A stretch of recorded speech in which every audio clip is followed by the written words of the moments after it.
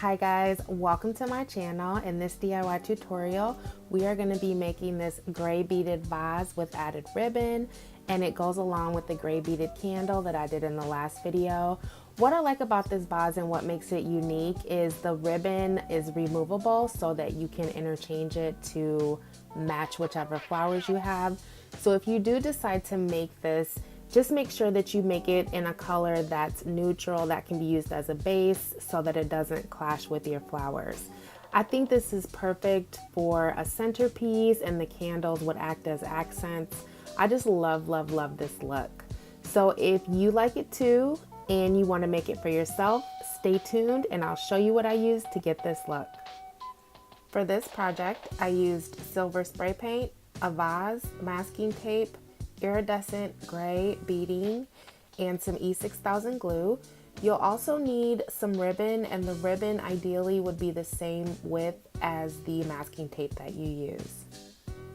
My first step is to place the masking tape onto the vase, and I'm going to place it wherever I want the ribbon to be at the end. So I'm going to go ahead and do that and show you what it looks like. My masking tape is where I want it to be on the vase, and I did want to point out a couple of things. First of all, practice makes perfect, so it may be hard to place the masking tape in a super straight line on your first try. Second, you want to remove all the little bubbles that you can. You want this to be super smooth. And third, sometimes the masking tape looks straight and then you don't notice how uneven it is until after you paint the vase. So this is just something that you have to practice at. But that's where I want my ribbon to be, so my next step is to spray paint with the silver paint. This is what the vase looks like now that it's been spray painted. I just added about a coat and a half. It doesn't have to be perfect. As you can see, you just want to cover the surface so that in between the beading, you don't see clear, you see something that matches the same shade as the beads. So this is the vase now that the tape has been removed, and as you can see, it's a little bit sloppy. That's why I was saying to make sure that you get rid of all the air bubbles. There's a little bit of splotching here and a little bit of splotching here, but I can clean this all up with some alcohol. And again, I'm going to be beading, so all of this will be covered, but I just wanted to make sure that I pointed that out. So my next step is to begin the beading, and I will show you the progress. And then really quickly, this is what the vase looks like now that I've cleaned it up a little bit with the alcohol.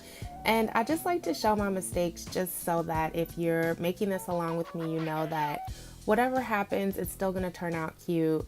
Don't worry about it. So as I said before, I'm going to start the beading and I will show you my progress. This is the progress so far. I really love how this is turning out. I have wanted to do something with these beads for a long time, so I just think this is so pretty. So this is just a little bit of what I'm doing. I'm going to keep going and check back in. This is the progress so far. I have beaded the entire bottom of the vase. I'm going to do the top next and then show you what it looks like. This is what the vase looks like now that it's completed.